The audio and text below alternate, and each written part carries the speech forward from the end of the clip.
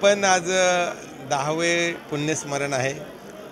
तुकाराम नारायण घरत वडील यांचा मला सार्थ अभिमान आहे की जे संयुक्त महाराष्ट्राचं आंदोलन झालं होतं की ज्याच्यामध्ये 1957 पासून ते माननीय दिबा पाटील साहेब, दत्तूशेठ पाटील, वाजेकर सेठ, दत्ता पाटील यांच्या खांद्याला खांदा लावून ते लढले.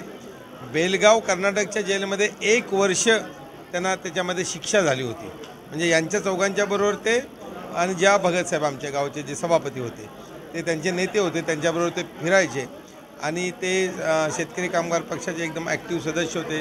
परभणीचं अधिवेशन असेल, पंढरपूरचं अधिवेशन असेल, कोल्हापूरचं अधिवेशन, सगळ्या अधिवेशनामध्ये असायचे आणि त्यावेळेस शेतकरी कामगार पक्षाचा फार बोलबाला होता.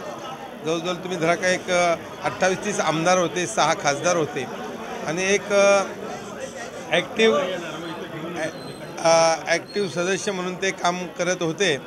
आणि आज त्यांचं जे कार्य होतं, पूर्वी पण लोकांना कोणाला घरदारं काय द्यायचे असेल त्याच्यात मदत केली.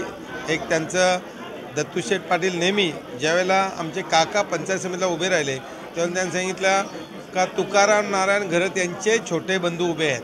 मी जेव्हा उभा राहिलो जिल्हाभर असताना तुकाराम नारायण घरत बुवा यांचे चिरंजीव म्हणून ही ओळख आमची जेव्हा आम्ही राजकारणात आलो तेव्हा काकांची असेल, आमची असेल, एवढं मोठं नाव होतं.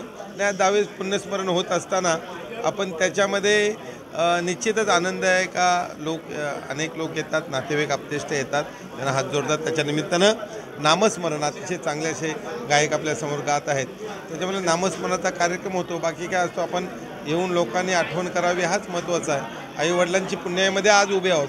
जो आज महेंद्र उभा आहे तो आईवडिलांचे पुण्य आहे एवढं आपण लक्षात घेतो आणि म्हणून नामस्मरण हा कार्यक्रम आणि त्यानिमित्तानं लोक येतात, हा आनंद आहे.